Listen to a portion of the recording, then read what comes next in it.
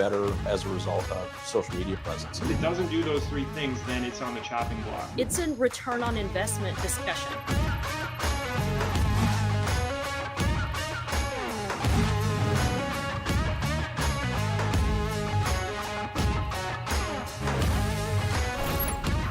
Hey everybody, welcome back to another episode of the Daily Dealer Live. I'm your host, Sam Dark, and thanks for choosing to be here on this Friday, March 13th. Yes, it's Friday the 13th.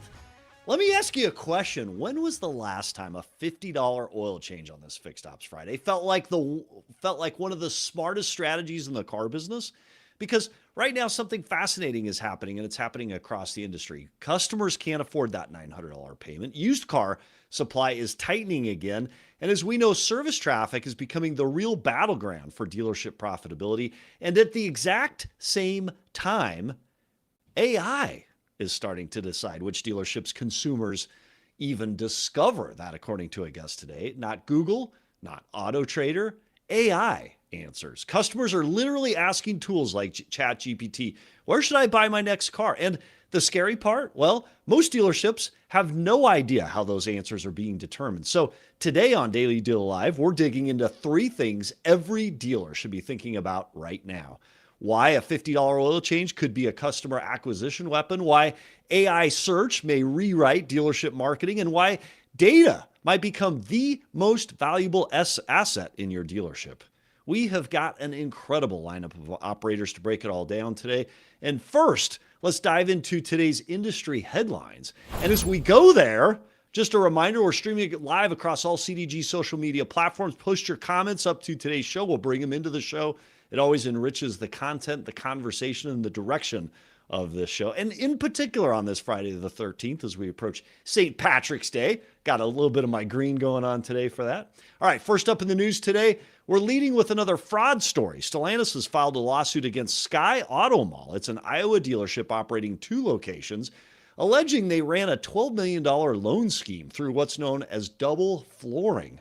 Essentially, this is when dealerships secure financing on the same vehicle from multiple lenders simultaneously, and then they pocket the proceeds. Since the claims, the dealership has already laid off 76 employees across its 2 locations, and now we're just waiting for a March 20th hearing where the Stellantis is planning to seek approval to seize the vehicles, parts, and equipment potentially valued at over $20 million.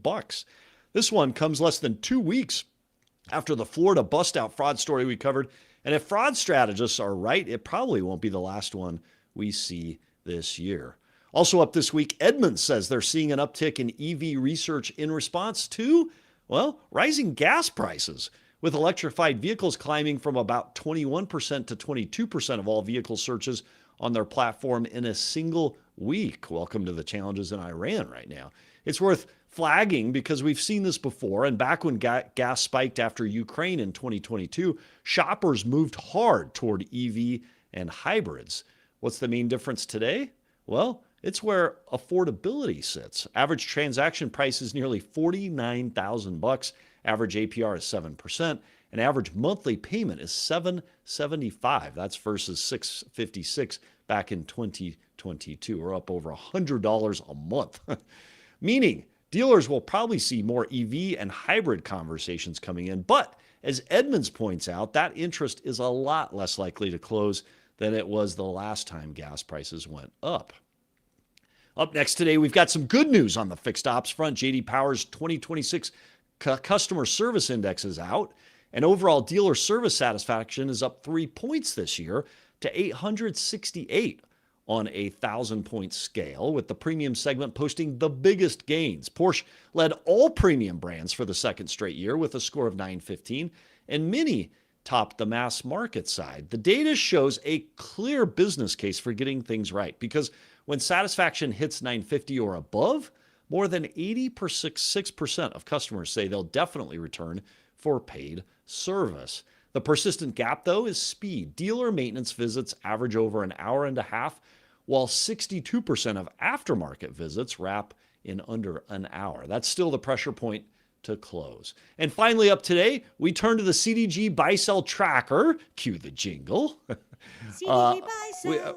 There you go. We love that. What would Friday the 13th before St. Patrick's Day be without that? All right, wrapping up on the buy-sell wire, Harvey Automotive Group picked up 2 dealerships in Pittsburgh and Pittsburgh, California, Winter Honda and Winter Chevrolet, from a family that had built them into community staples since the 1950s.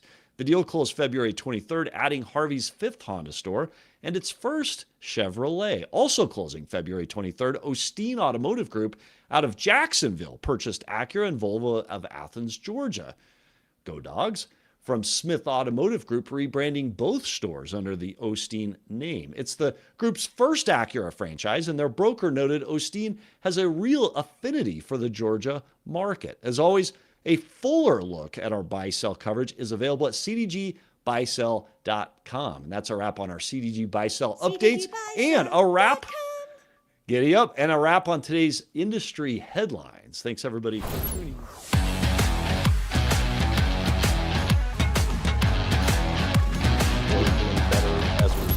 Social media presence. If it doesn't do those 3 things, then it's on the chopping block. It's a return on investment. All right, here we are. I guess I'm back. So, hey, welcome to Fixed Ops Friday, everybody. And guess what? We're doing a little bit of an abbreviated Fixed Ops. We're going to go first guest up, Fixed Ops, and we're going to turn hardcore to generative AI, which will be a heck of a lot of fun. So let's go first up today. Actually, before we go there, Patrick Block says, happy Friday from Nash Vegas. Thanks for joining. Kevin Stuckey, it's Fixed Ops Friday the 13th. Friday the 13th wouldn't be Friday the 13th with at least one segment in the Fixed Ops arena. And then Michael Miner says, a $50 oil change is what the rotisserie chicken is to Costco. Great way to get customers in the door and capitalize on any warranty work the car needs. So for that perspective, we turn to our very first guest this Friday the 13th, Zach Kinch, General Manager, Rohrman Toyota. Zach, welcome to the show. Thanks for having me. That's the second reference to a Costco to my $50 oil change. I don't know if I like this thing. This is getting out of control. Hey, you know what? Everybody loves Costco, and they love the hot, like I think the 2 things everybody loves, the hot dog and the soda. That's the loss leader. I personally can't do it because it's Pepsi. It's not Coke. I'm preferential to Coke. And then everybody loves the rotisserie chicken. So what's your objection to that, Zach? Why don't you like that? I don't know. I didn't think when we launched this, it was going to be, this is the $1.50 hot dog, but hey, we'll take it. Yeah. That's what it's got to be. Yeah. Well, so before we go into rotisserie chicken and oil changes on this Friday the 13th, Zach, tell us who you are and what you do. Yeah, I'm Zach Kinch with Rohrman Automotive. Been general manager of the Toyota store here in Lafayette, Indiana for 8 years now, and trying to do the automotive space differently. And that's really where the $50 oil change plugs and plays and fits in, is, trying to make servicing a vehicle at a dealership easy.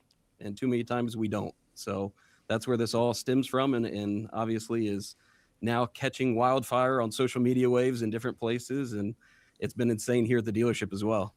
I love it. Well, across Ziegler Auto Group, we have a footprint where you are there in Lafayette. We have a Subaru store right there next to the Subaru factory, not far away. Let's talk that $50 oil. In fact, you guys had some crazy weather here this week as well. You went from summer at 75 to crazy weather in the 20s. Let's talk that 50 oil change strategy. Why does that make financial sense to charge $50 for an oil change in an environment where certainly that's less than even your hard-coded cost? Yeah, well, first, Sam, before you go any further, I got to have you audibly say it's $50. Go ahead and say it out loud. It's $50. Yep, and with that footprint, just know that's pending trademark, so don't get any crazy idea on today's meeting, right? But no, with that, right, like saying we may have to compete with you, by the way. We might have to compete. I know, I love it, right? It's $50, trademark pending 2026. So it's so simple, and that's really what it comes down to. How does it make financial sense? Here's what I would say. I don't think dealerships look at this to make financial sense. I think when you think about it, we're discounting? No, we're marketing, and we're going after growing customer base. And unfortunately, in the car business, dealers say they want to acquire more customers and they want to see more guests, but then they make pricing irrelevant to the point where a customer can't justify it. Yeah. And we believe that if we can just keep it simple, people will come in here, and it's proving the concept. We're 3 weeks in, and it has been absolutely insane every day, to the point where we're having to tell guests, like, hey, we'll get you in as fast as we can, or we can set this up for tomorrow, which is probably the better bet. And that's what I really think it comes down to, and making financial sense is getting customers in the door. Yeah. So How did you get this word out? How are you marketing it? And then what has been the response in the 3 weeks you've had it in terms of RO count coming in specifically for this oil change? Yeah, surprisingly, the fastest way to market it was staff. Yeah. Like, if you want to know if your dealership thinks your service department is good, go around and poll them of how many people actually service with your department. Ooh, that's a For good us, question. it's going to hurt. And it was an eye-opener of like, wait a minute, my staff are choosing to service elsewhere when they're here 8 hours a day. It makes sense to bring your vehicle in. So the first thing was just staff. Hey, everybody, I want you to schedule an oil change, get your personal vehicle in, and obviously go from there. And what we saw immediately was true organic social of our staff going out of their way to prioritize, incentivize, and schedule them to come in and bring family and friends. The second side was very simple. We went for actual paid local advertisement and really not looking to do a national campaign. We've done really well on social media here at Rohrman Toyota and have a very strong foothold presence. But it was about how do we really attack that 5 to 10 mile radius and forget about, really looking nationally or anything else. This is to help our community. And that's what's been the insanity about it, is the number of people that I know I do life with that I'm seeing inside my facility for the first time. So are you trying to bring in just Toyota customers, or are you doing any make model? Are you looking to bring everybody? We service all makes and models. Yeah. So then, which by the way creates a great opportunity to convert people out of used cars into new Toyotas if you've got enough inventory. So before I ask you if you have enough inventory, you said part of the strategy was driven to increase your customer pay work. In the first 3 weeks of this, what % of those oil change customers actually do convert into CP labor?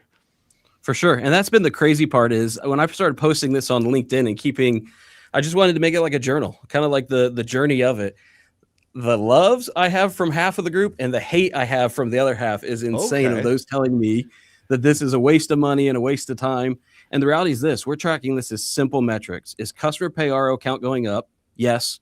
Year to date, this month over the previous 6 months, we've seen a 13% increase in customer pay RO count. And then on the growth side, we've seen an 18% increase. Those two don't intertwine and give you any other path besides it's working. When both are green and both are up, it's hard to argue with anything else across the board. Yeah. What are your detractors saying? What the half that says this does not make good sense? What's the counter argument to it? Yeah, it's all about X's and O's and money. And I think when you look at this and you truly want to drive the idea around money, I think you're missing the point of this. And I think if you think about this, we're looking at one service visit and quantifying that as a financial loss. And I'm looking at this as customer acquisition for 3 years, 5 years, 10 years. And if I have to put any kind of money into a pool to drive customers to my dealership to give them the best service with the highest quality work, is there ever a loss on that? And that's where I think, unfortunately, people are looking very short term as almost their paycheck. What's it look like at the end of the month?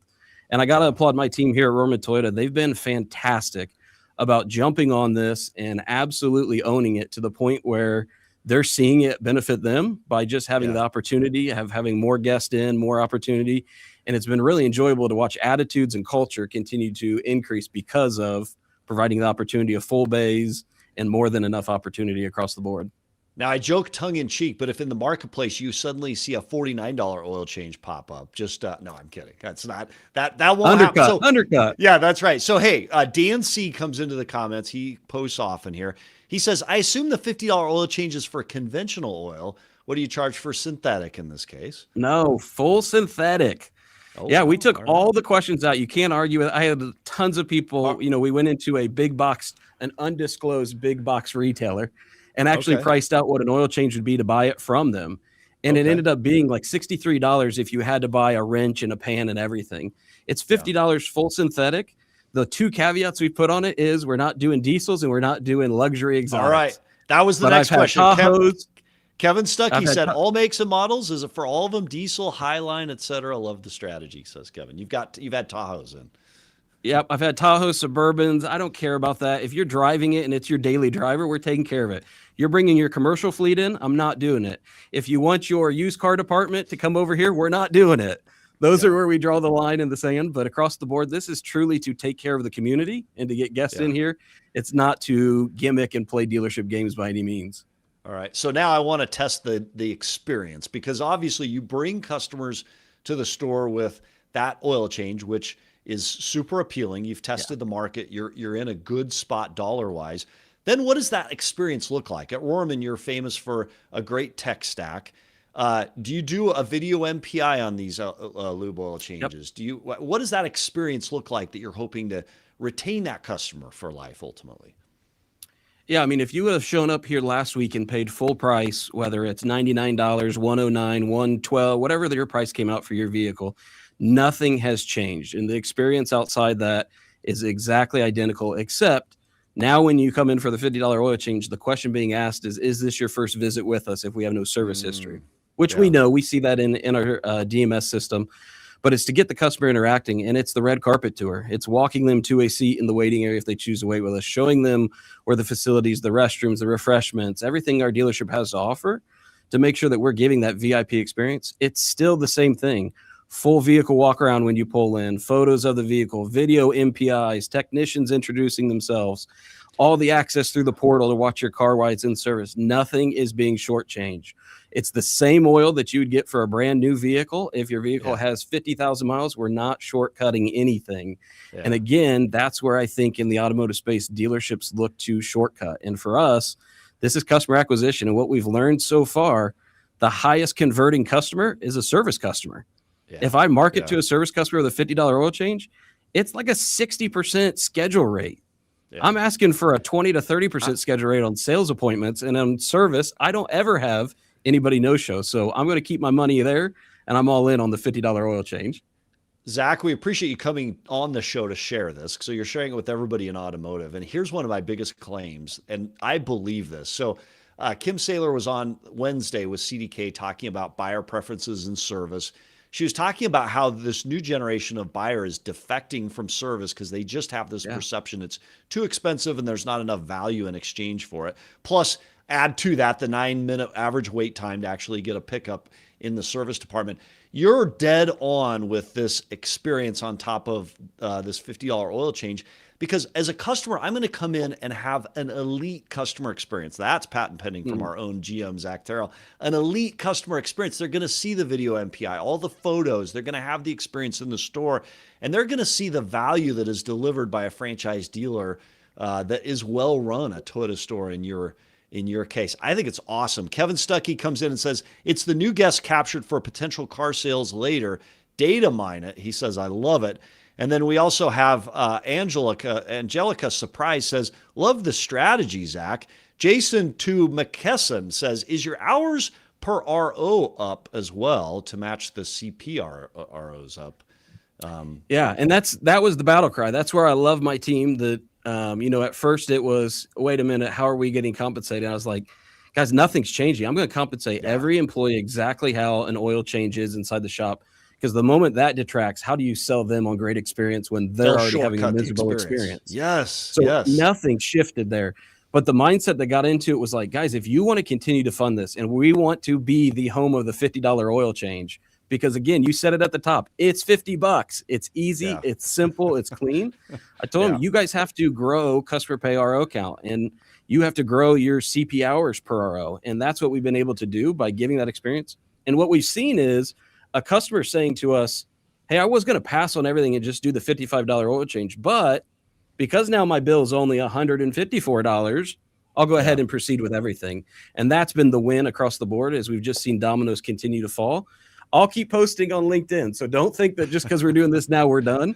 We're going to take this to the finish line, and we're going to keep updates coming.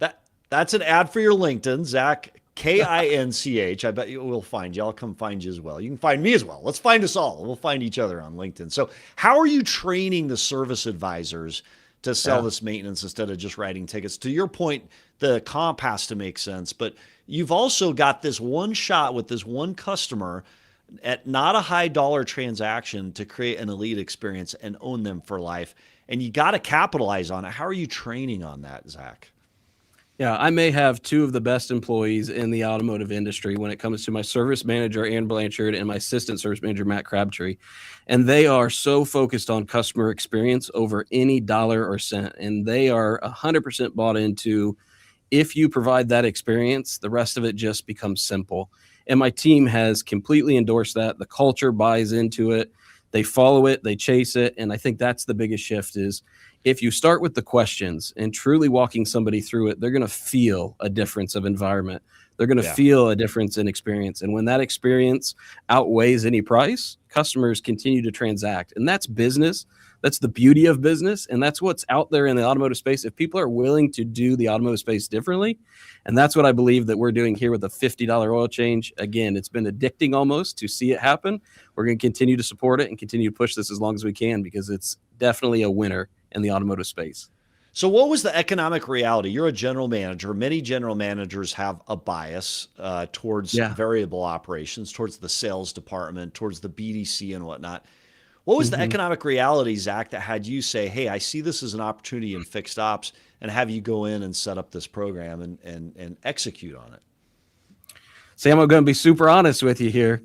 I can't grow customer pay ROs any other way. I have tried every third-party source. I've tried every company. I've tried everything. And no matter how hard I grind on social media, opportunities, community, I can't do it. Hearing this. So it's like, guys, let's get down and dirty and just figure something out. And it's got to be, it can't be the GM. It can't be the service manager. It can't be anybody. It's got to be a team effort. And when they bought in, it's been insane. I have 16 employees who have done oil changes this month. That just shows you how this is hitting the sweet spot. The number of guests that stop me because I've done a lot of the social media for it and say, hey, is it really $50? And it's like, hey, give me 30 minutes with your car and you're going to find out if it's really $50. They've been great to have testimonials on the backside. So that's how you get down to and dirty with it, is just jump in with your team, get in the trenches and figure out how to do business the right way. And the rest takes care of itself. All right, so let's pressure test some of the results. You've talked about CP going up, average hours per RO going up. It's creating retention. Let's talk used cars. How's used car acquisition looking like in the service lane? Do you have a process on that? And if not there, what's your biggest source for used inventory today in March of 26, Zach? Yeah, so Toyota store, full transparency, always battling inventory in the Toyota world. Not enough new cars. Yeah, which is great. I mean, again, Toyota is the greatest manufacturing partner, in my opinion. They work with you in any way possible to continue to grow it. And for us, we have just had to figure out how to do used cars really, really well. And again, that's part of the pressure of inventory constraints. And in the last 5 years, my team has just championed it. And in the service department, we've shifted away from vehicle acquisition and focused on vehicle experience. And we have an individual who comes in and just asks every single customer, is your experience what you expected? And that transitions into so many different paths and avenues. And sometimes it's vehicle acquisition or vehicle upgrade. But what we realized very quickly was just having those conversations leads to what's the next task in the CRM? Is it in 3 months follow up? So we've been able to source especially well through just that experience manager. But also on this side, we're all over the place between marketplace, auctions, whatever it needs to be.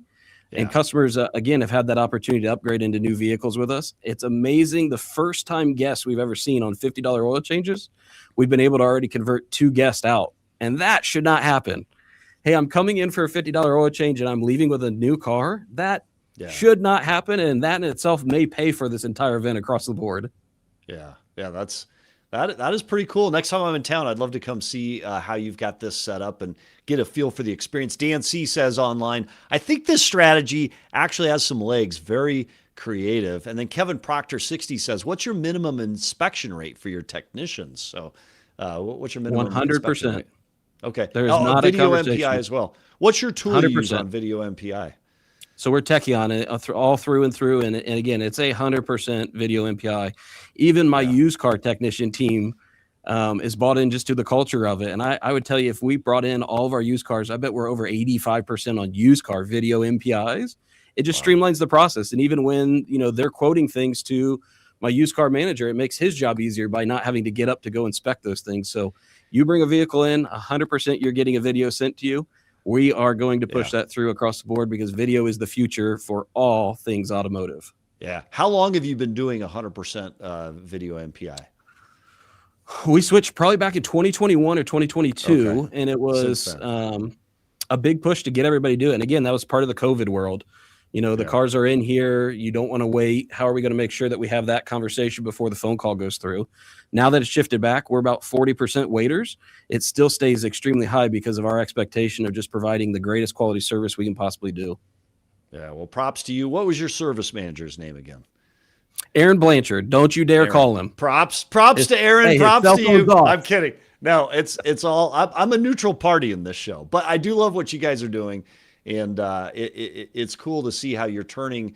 By the way, the idea of an oil change to create some retention is not an old idea. That's something that's been around for a long time.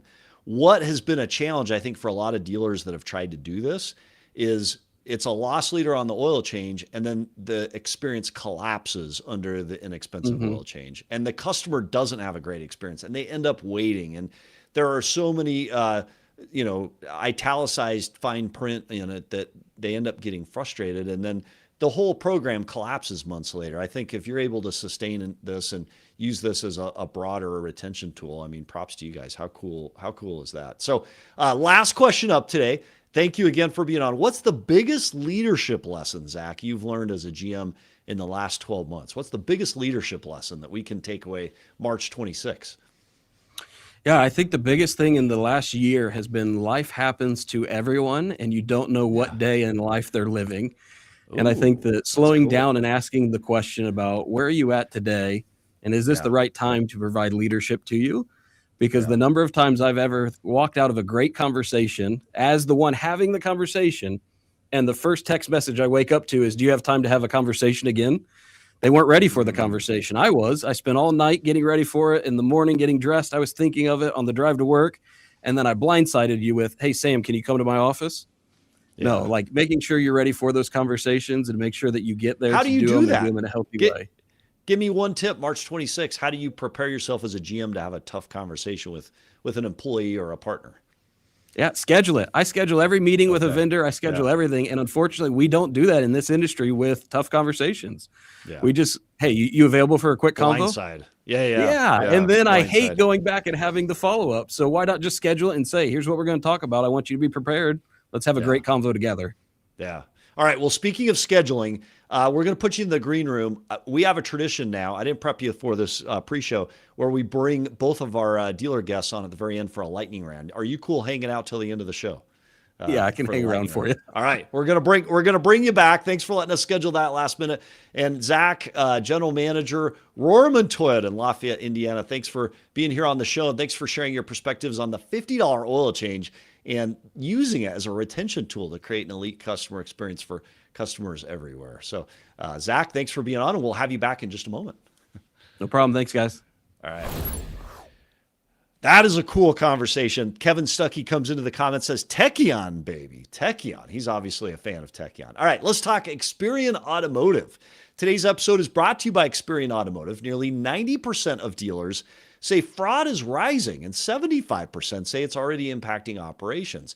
Stop fraud fast with Experian Automotive Fraud Protect. It quickly validates customer identities and documents with zero disruption to your sales flow or to the customer journey. Learn more by clicking the link in the show notes below, or you can also go to the QR code there off to the left or right, whichever side you're looking at, and scan it for more information there. We appreciate Experian Automotive for sponsoring today's content, including supporting that conversation with Zach just now on the $50 oil change available at Rohrman Toyota in Lafayette, Indiana.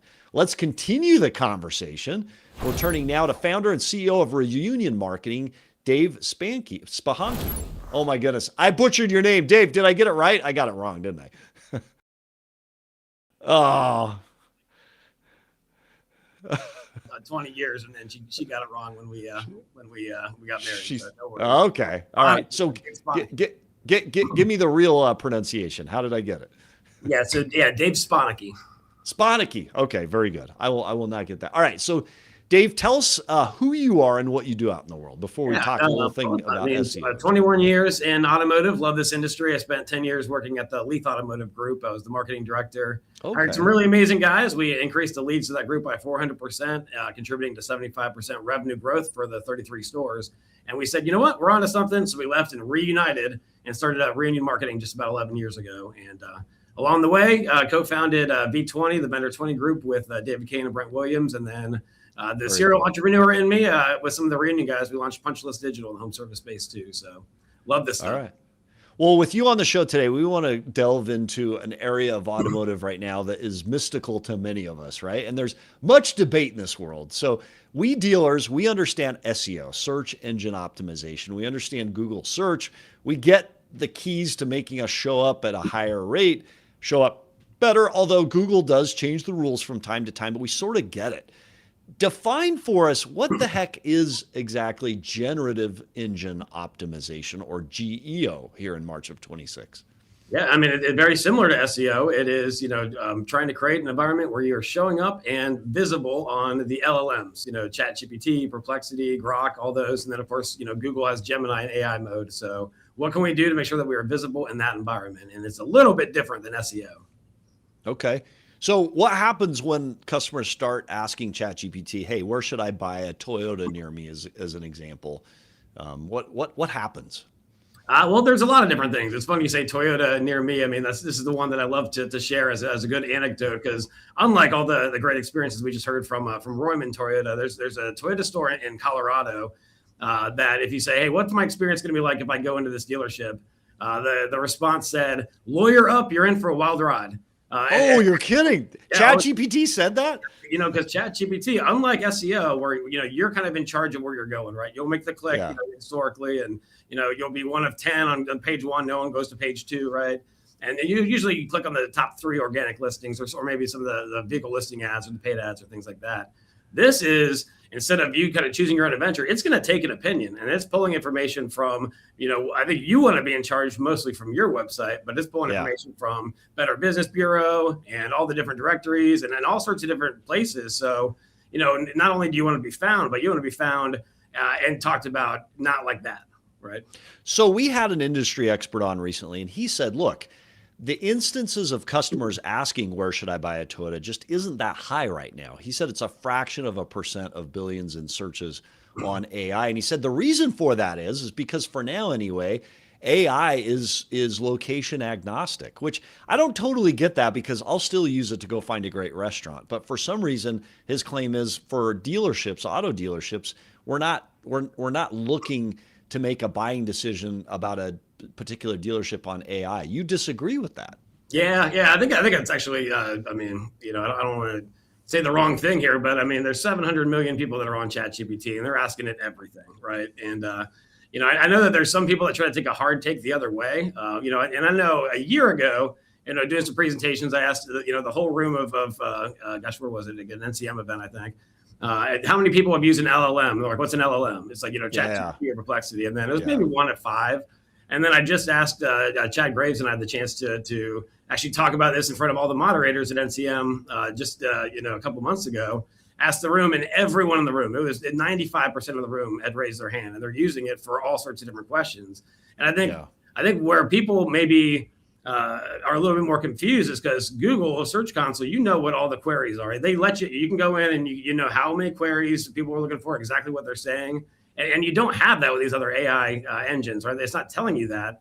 But I mean, we know that traffic from those LLMs, which is most people don't even go to a website from the LLMs, it's up 550%, year over year. People are using it for more and more decisions. And I think if you're not trying to get in front of people in this environment and being visible and being, talked about in a positive light, then you're really not setting yourself up for success in the long run. It is an investment in the long run, right? But it's all right.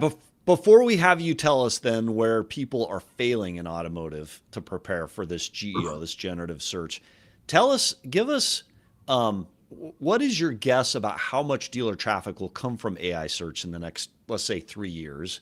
And then what are the best 3 tips to prepare for that today? Whether a consumer's making that Toyota search in Colorado today, how do we avoid that? Or how do we best prepare to show up our best selves on AI? Well, I mean, first off, I think we need to not necessarily look at how much traffic it's going to bring to our websites, because people are making decisions within that environment. If you saw last week, CarMax just, announced putting the app out there. All of their cars are out there. I mean, they're the first ones to do that, and I bet some OEMs are going to try that. I'm curious what the third parties end up doing in that environment, because a lot of their value is their website traffic and the visitors that come there. But unlike, just driving people to the website, which is still our ultimate goal for dealers, because that's the land of no competitors, we convert 3 or 4 times higher.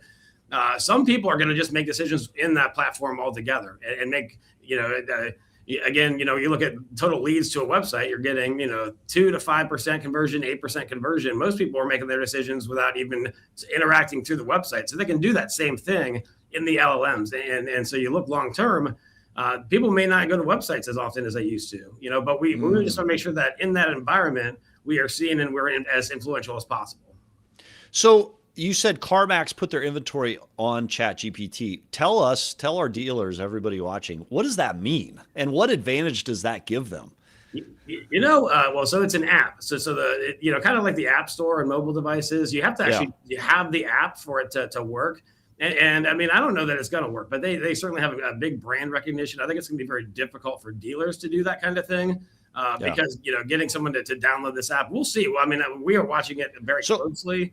So it doesn't give CarMax some sort of benefit in the general AI search. It's limited to the app if you download CarMax's app. Yeah, within that environment. Now, I mean, does that mean that long term it doesn't have an impact, and maybe they start using that in some of the answers? Right now, it's not connected, but I mean, it's very interesting to see what happens. And again, with these third party sites, these OEMs. What are they going to do? Are they going to follow suit? And what does that do? I mean, again, as more people are getting their answers within that environment, it's going to change the whole ecosystem significantly. Where if there's less website traffic, maybe there's less value on some of the conversion tools and all that kind of stuff. The consumer is changing though. I mean, and a lot of people are, making their decisions based on that. I'm one of them. So ChatGPT, OpenAI recently announced they're going to begin selling ads, and I think they're starting with a pilot here in the U.S. I don't know what the timeline looks like on it. How does that change GEO as it relates to OpenAI, and then does that impact the CarMax deal? Or give us your perspective on that. Yeah, I mean, that's something we're monitoring closely too. We're actually starting to see them in the wild now. I mean, nothing in auto yet, but I mean, again, this is why we want to watch. How can we one, be seen as often as we can, because our prediction is that a lot of those ads are going to come as the follow-ups. If you do a prompt and you say, what are the 3 best Toyota stores to go to in this market, it'll give 3 and it'll give its opinion, and then it'll ask a follow-up question. Would you like more information about the inventory levels at each of these stores? And again, we've got to be feeding the machine that information so that we can show up and show up in a positive light. We think that a lot of those follow-up questions could be where the ads end up being. But again, nothing in auto yet. But I mean, if you're not paying attention to this, again, I think that's you might be missing the boat on the long term. You were just showing that screenshot that said by the end of the year, 30% of all search traffic is going to be AI search. That could be happening even faster. I mean, people are starting to use this more and more and more for their decision-making process. So you gave us some tips on what dealers could do March of 2026 to best prepare for it. What's something dealers are doing right now that is completely failing as it relates to GEO? I mean, not measuring it. I think this is another one of those debates that doesn't make any sense. That you can't measure it. People say you can't benchmark where you're at. And I think that if you're doing any marketing and you don't have a baseline for where you are, you can't set goals for where you want to go. So I mean, and I understand that if you try to track one prompt at a time and see where you're at, every time if I did the same prompt back to back, it's going to be a different response, even if I do it, right? But the way that we like to look at things is we do about 250 different prompts across new and used and fixed ops, some reputational prompts, what are people saying about you and asking about, what their experience was going to be like, or how the service experience is. I mean, anything about the dealership, right? And so we do that, and then we actually every single day run those same prompts again, and it's more like a survey to some extent, right? We're trying to pattern detect because every prompt's going to be different. But if we start measuring how visible are we across thousands of prompts, when you start doing it at that kind of scale, you get a pretty good sampling to make some decisions. And then what's your sentiment in there? Is it very positive? Where is it negative? Where is it negative over and over and over and over again? And then also, I mean, how often are you the one that's helping to, be a citation in that response? How often is your dealership, building the right kind of content so that it's not Reddit or BBB or some of these other areas where you might not be, talked about in as positive of a light, right? We want to help shape the understanding. Everything that we talked about before with Rohrman Toyota, all those amazing experiences. I mean, put that in all your content, because then when people are, searching and saying, where should I go get my oil change for my Toyota? then it's like, whoa, I mean, everything about that experience sounds amazing. And then that can be part of that, shaping that prompt response.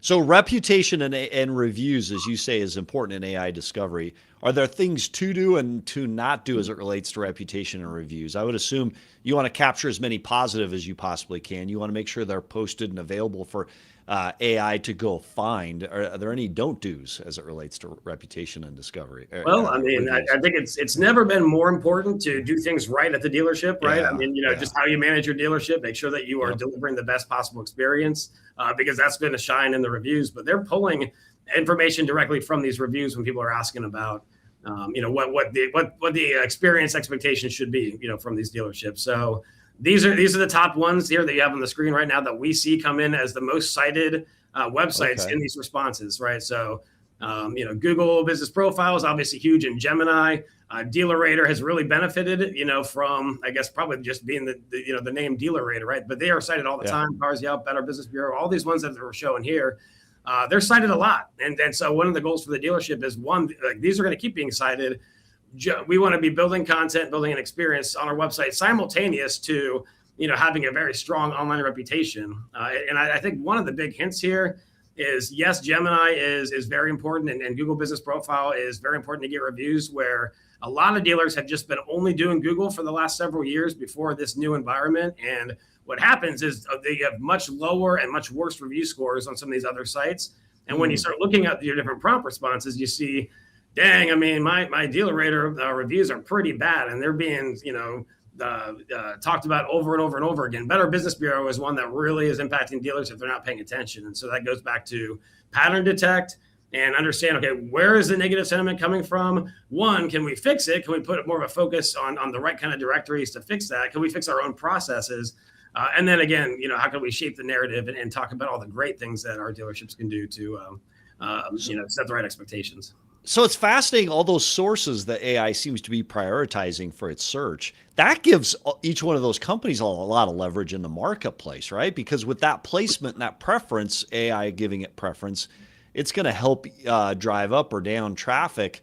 Does AI choose those because they're reputable in the marketplace or because they pay for that placement? I mean, how does it decide to go give Cox Auto Inc. a preference over, Car Gurus, just as an example? And I don't think it does. They were both on that list. But sure. How does it make that decision? That decision is being made in a very volatile environment. So we're tracking this very closely. And Perplexity has started, for instance, really starting to focus a lot more on some of the third-party aggregators and then those kind of things and what it's doing for sources. Google has been pretty constant, and Google Business Profile is a big part of what Google's doing. ChatGPT, we used to see a lot of Reddit, and then they've kind of evolved in what they're, citing beyond the website. Again, the more that we can be the ones being cited from the dealership perspective, that's in the best interest of the dealer. But with ChatGPT, it's the DealerRater, the Cars.com, the different review sites is where a lot of that's coming from. But the volatility and the change, they're still evolving. Google's the most constant because they've figured out the local experience and how to provide, the right kind of answers to someone on a local level. These other ones are still learning and changing quite a bit. So, the cheese is moving faster than ever. Why? So you say they figured out how to do the local. They figured out how to tie it to geography. What have been the limitations with geography with some of these other AI search? Again, if I want to find a restaurant in a city, I will ask ChatGPT and it's dead on. That's geographic. What is the shortcoming with ChatGPT in automotive search that makes it not as agile on location? I think you just got to prompt it appropriately. And I think that most people have learned how to do that. So, when we talk about, measuring your visibility, add in some of those qualifiers.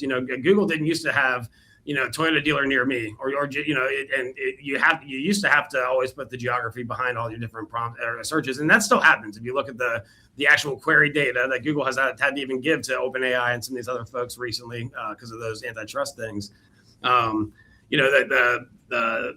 used to always do that. But in the ChatGPT world, people are just saying, in the Raleigh market, which Toyota store should I go to? And those qualifiers are happening. We don't know the exact phrases, though. Google's always given us that. I expect when we start, seeing ads come out, that we'll start getting more visibility into the variety. But we know it's very different. So we know that everyone's searching different, much longer. But people are asking those questions, like you said, restaurants. I mean, if I go to a new town, I'm like, hey, you ask. Yeah. I want to find the fastest route to go do as much as I can and eat the best food I can. Do it Paul Salzman comes into the comments, says, ironic that human interaction and discourse makes the machine work. So like it's AI, it's automatic, it's artificial intelligence, but it's people that are still driving it. And I think that's the interesting conundrum for a lot of people. In fact, I've heard that actually SEO that feeds AI, the AI will discriminate in preference for human written SEO text, and it will actually not categorize AI driven text as highly as human created text for SEO. Is that true as it relates to GEO? Yeah, I mean, the goal is to make it as conversational as possible. I mean, that's one of the reasons they like those review sites, because that's real people. That's why they like Reddit for, other industries, not automotive. Reddit was a top citation, 7-8 months ago. Now it's not, but these review sites are, that's all human. And so when you're writing for it, you want to write as a human would read it, ask different questions. What are the kinds of things people are looking for? They're looking for inventory. They're looking to, for all the different service offerings and parts and everything that someone would ask for. Make sure that your content you're building is written in a way that is for humans, right? I mean, which proves that SEO is not dead in generative search, right? In GEO, SEO is more important than ever, and well created, well made, thoughtful, even human made SEO is given preference in GEO than it has maybe even people would think. Fair. So, all right, as we wrap up here, I just have a personal preference question for you. So ChatGPT, OpenAI, that was the device I first saw AI and was just in awe when you asked it a question and how quickly it spit it out. And I always kind of figured it's kind of the gold standard. Then Gemini came along with Google. I will tell you, actually, let me ask you this. What's your favorite AI search today? Where do you go when you want something AI related? I like to look at all of them. So ChatGPT is about 70% market share, a little less than that. Google's around a little bit less than 20%, and the rest are much lower. So I tend to use ChatGPT a little bit more because that's where the market share is right now, and I like to live in that environment. But I mean, I like all of them. I mean, Grok can be funny sometimes if you're looking for some humor. Perplexity, we do our State of Reunion at Reunion every month, and so if I'm looking for great citations and that academic style here, as it says on the screen, that's a great way to get industry news. As we do just like you guys do. I mean, all the industry updates, so we're aware of what's happening. For our partners, that's great for that. I mean, they all have different uses, but consumers are by the lion's share using ChatGPT the most. Yeah, I'll tell you, I was shocked. I downloaded Claude and started playing with that, document creation, different things. It crushes OpenAI ChatGPT on documents and integrating documents and some of the other things. So it is fascinating. I always, up to maybe 6 months ago, I never would have even occurred me Gemini or Claude or any one of these others. This is a very competitive space, and it's the competition, I think, that's fueling kind of this arms race in AI. Fair. So David, founder and CEO of Reunion Marketing, we absolutely appreciate you being on the show today and sharing your perspectives on all things GEO and how dealers should prepare for it, not a year from now, not two, but today. David, thanks for being on the show. Thanks for having me. Turning back to the comments, Patrick Block, Motive Ventures, says perplexity. That's his vote. And it says much better at helping you follow the research to the answer. So it is going to be interesting as this world develops, as technology develops, who wins in this. And ultimately, I think we all win because, again, in competition, best ideas win out. Let's go to our third guest. Next up, we have got Jason Mahoney, Senior Director of Marketing at Carter Myers Automotive. Jason, welcome to the show. Sam, thanks for having me. So who's your favorite search engine, and what are you guys doing at CMA? I mean, the CMA has been on the show before, so you don't need much introduction. What are you doing in the GEO world today? Well, GEO specifically, ironically, we partner with Dave and his company Reunion. I think they're the best in the industry at what they do, but I'll save the sales pitch. But they're a valued partner in that space. AI as a company, we have just entered into an enterprise relationship with Gemini, that it's really important for dealers first to come up with an AI policy and control the information being shared by staff, potentially personal. So I highly recommend that. And then settling on a tool that works. Now, when I do projects, I'm very heavy into Claude, like you mentioned. It's just, it worked really well for me. I like the output, and we've partnered with some folks at the King Group, a group out of New York, to really do some training for our executive team on how to use AI to build systems. So we're really leaning into it, and it's here and it's not going anywhere. So well, let's dive into that a little bit. No prep for this, but a social or a policy as it relates to AI and data sharing. How did you create that? Where did you go, and what were the most important elements of that in March of 26? I think the disclaimer I should make is it's being developed. Fair.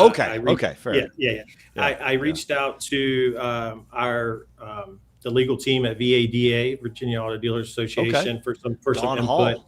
We love we have the best leader. Great Don character. Hall. Yeah. Hi, Don, if you're watching. Liza Borges, our CEO, is in a Super 20 group and got some feedback from some dealer groups and that she works with. I'm in a 20 group with digital marketers. And so it's kind of a combination of all the things. But I think the key is coming up with a policy, getting it out to your teams. And then I think they also need a tool to then do it. So for us, it was Gemini. And there's some reasons for that it may be different for other people. Maybe it is OpenAI or something else. But giving them a policy and then giving them a resource, a tool. That way, if they deviate outside of that, they can never say you didn't provide what they needed, because people want information. They're going to use these things. So we're just trying to create a framework and a resource network for all of our teams. Yeah. Well, the real reason we had you on today was talk CDP. So we'll transition into that. You've got 27-ish stores. What problem were you trying to solve when you went and said, hey, we're going to create a CDP?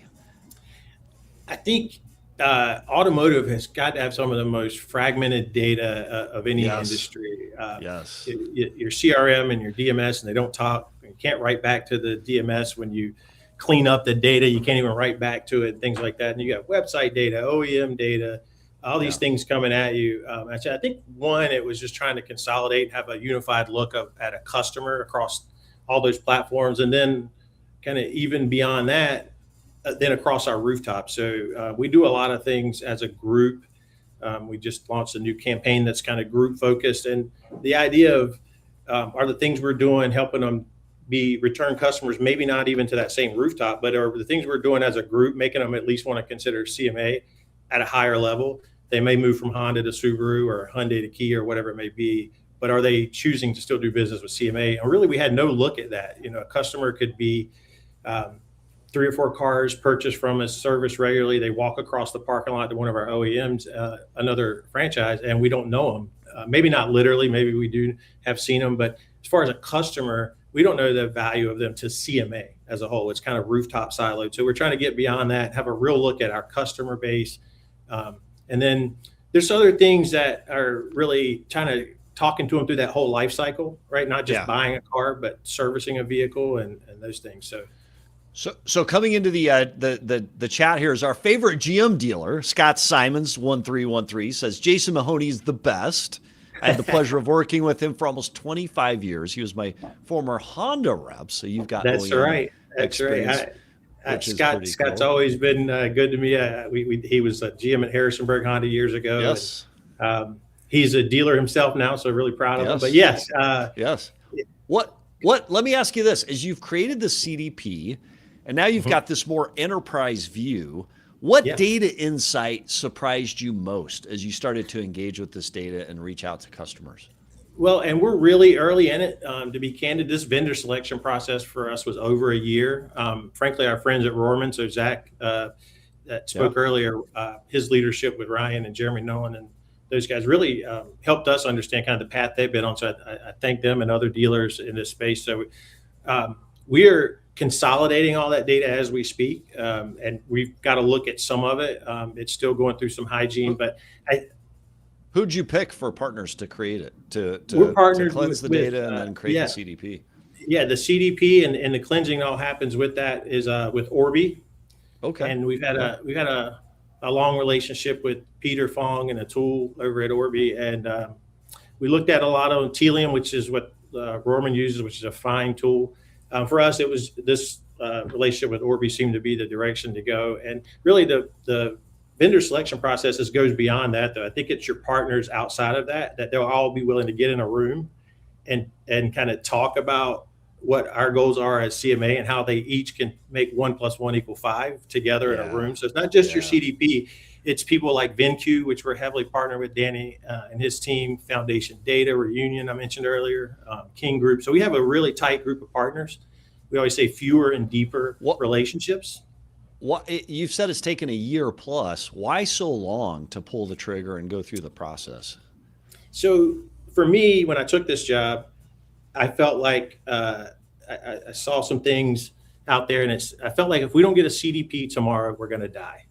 Mm-hmm. And I went headfirst into it. And what I realized by doing that is that it was evolving rapidly, and that maybe slowing down a little bit and letting it mature was maybe a better move. So I went from running full speed at it to pulling back, letting it develop, letting some of the technology catch up to some of the ideas were ahead of the technology. You'd be pitched something that they couldn't quite do, but in theory, it made a lot of sense. And then got to a place where, for us, Orbi's encompassing what it would take several vendors to do, including on the hygiene side and some other things. So that's why they made a great partner for us. It was kind of one that did a lot of these things, but I think they would tell you too, they're evolving, right? So I think it was just waiting for the space to mature. So Patrick Block Ventures comes into the text and says, what type of data team do you have? Data scientists, analysts, business intelligence folks to build from that data?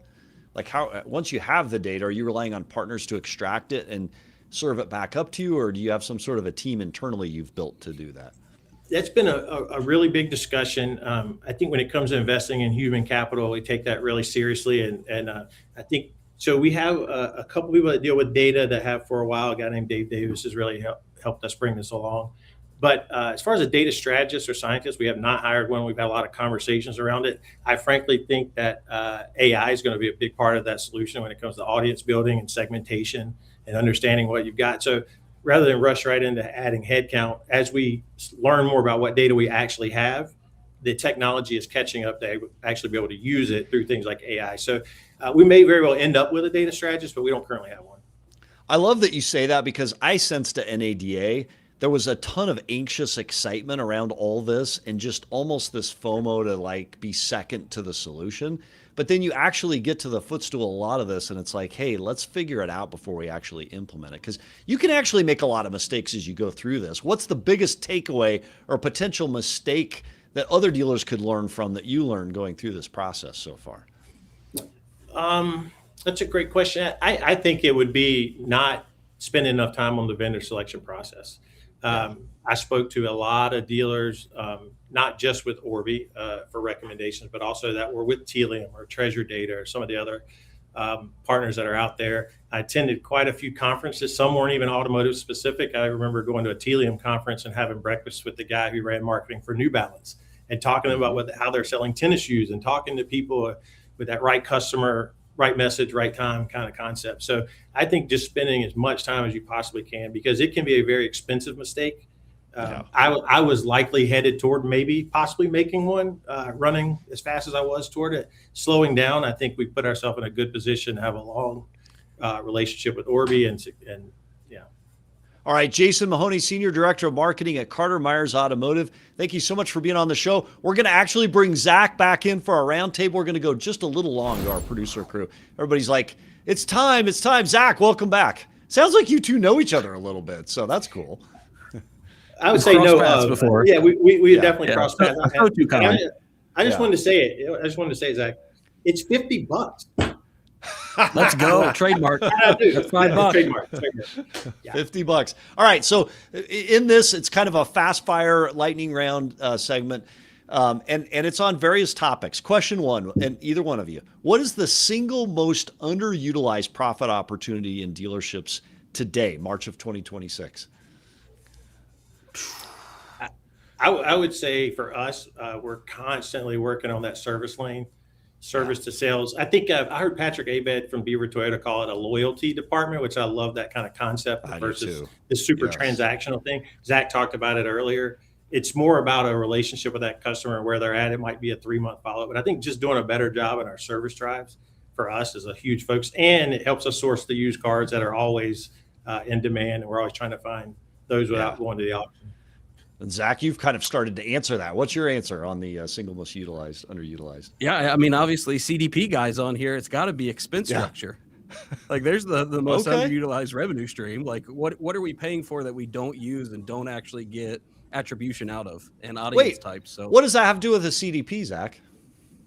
It's the whole purpose of the CDP, to be able to track that down to the core value of why are we actually marketing and advertising and what we're doing with it. That's the secret sweet spot. But the CDP cleans up the data so every dollar spent is more accurately utilized, right? And that's what you're talking about. It doesn't uncover. It also allows us to provide attribution to why we're spending dollars and why that activity actually ROIs. And that's what I've seen as the sweet spot as a dealer operator, is looking at this and going, I love being able to market with clean data, but I also now can have attribute to what audience type is active and where can I actually make an impact with the CDP. Very cool. All right. What's one deal? Go ahead. I would tease his segment. He'd tease mine. That's why we did it. Yeah, that was funny. Actually, you both did that. You gave it to each other. So, all right. What's one dealership metric every operator should be checking every morning, March 2026, Automotive? Yeah. Customer pay RO count. Are you growing? Ooh. And I think that's the only thing the service department really where I've shifted my mindset. Are we doing anything to get better and are our customers enjoying the experience? CSI is great, but we all know how we play games and making sure things are flagged. This surveys that. Are we really growing or not? And if you're going to actually track what your customers are, or if they're choosing to use you or not, that's a metric that's definitely measurable and instant impact. Could we almost say, Zach, that CP is almost a CSI? Oh, yeah, without a doubt. Yeah. Yeah. Jason. From the marketing side, I'll put that kind of cap on. I really look at, market share and RSE and all those things are really the holy grail. But from the marketing side, it's looking at direct traffic to our sites and other indicators, branded search terms to say, is our marketing as a whole helping us build a true brand awareness? And to Zach's point, that maybe we can stop paying so much for certain other types of traffic. If we're building a true awareness, they've done a great job with social. That's another way to do it. But I just think, how is your brand awareness and your share of voice in your market?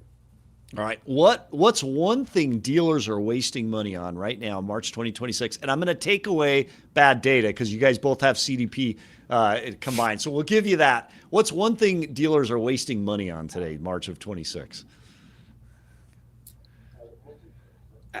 I would say in a lot of cases, it's probably phone traffic because I think we could do so much better on the phone than we do. That's probably not the way you were framing that question. I like that. Yeah, but that's right. We're doing a lot better job internally trying to understand what's happening on our phones. It was a blind spot, and it costs a lot to make those phones ring. So I think that's an area for sure. Is CDK's data about 9-minute wait for service departments average across automotive? You think that's accurate? I mean, that's a crazy amount of time to wait. That blows my mind. So I think if you get someone to wait 9 minutes, that's a miracle in and of itself. I think a lot of people have hung up by then. Yeah. Yeah. All right. Complete this sentence. The dealerships that dominate the next decade will be the ones that, and we'll start with you, Zach, and then we'll come to you, Jason. I mean, it's never changed. It's going to be employ the best people. Are we going to be able to find better people than we have today? I don't know if you can. So how are you going to develop them? How are you going to make sure that you invest in them? And how do you make sure that the employee experience is never outweighed by a customer experience? Employees that love their job are always going to be the best customer advocates because they're going to go out and make sure that your customers feel like this is a place to transact with. Yeah. Jason? Yeah, I'd start with, I agree completely, but I'll give another answer. But it is people first, and that's how we operate as well. I think I would say from a technology side is leaning into AI and leveraging it because it's not going away. And how do you become more efficient and be more direct with your customers with the right message, the right time you're using AI. So I think that leaning into AI is going to really separate a lot of dealers. All right. And then last question. Imagine you're a 20-store dealer group owner watching right now. You're a dealer principal. What's the one strategic move I should make owning 20 stores in the next 12 months? Jason, it's perfect. Or Zach, you first. Zach, go. It's $50. I've already said it. $50 oil change, Rohrman Toyota, Lafayette, Indiana. It's $50. Jason. And by the way, again, you're creating culture, retention. You're focused on retention. CP is your new CSI. So as CP goes up, you know it's working. You retain your customers. You get great used cars, and you have a customer for life. I love it. Jason. If I own 20 dealerships, is buy property in St. Bart's a choice? Why? No, I think it's investing in your data, and especially across 20 rooftops, and Rohrman's even bigger than that. Like really understanding your customer and cleaning that data and really making good use of their time with the way you message to them. Yeah, being more exact with your messaging. Well, Zach, General Manager, Rohrman Toyota, Jason, Senior Director Marketing at Carter Myers. We both appreciate you both being in the roundtable as we wrap up today's Fixed Ops Friday episode, talking all things AI and ways to deal with data as part of the CDP. And then it's only $50. So thank you both for being on the show today. Thanks for having me. Thanks, guys. And then as we wrap up, just a couple interesting comments from online. Eager K has become our roving Mannheim auction reporter. He says, happy Friday, everyone. Off-topic report, sorry. Mannheim, New England was busy. MMRs are going up, especially on fuel economy vehicle segment. I do believe that. I think fuel economy is going to be the key to the future, especially as the Strait of Hormuz is having some challenges right now, and oil is impacted as a result.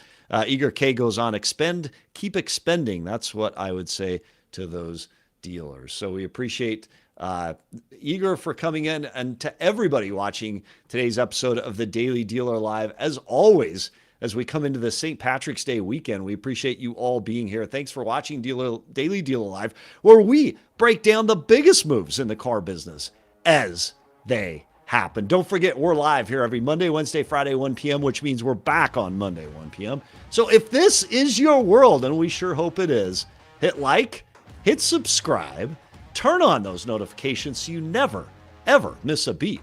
And we'll see you next episode. Thanks for being here, everybody.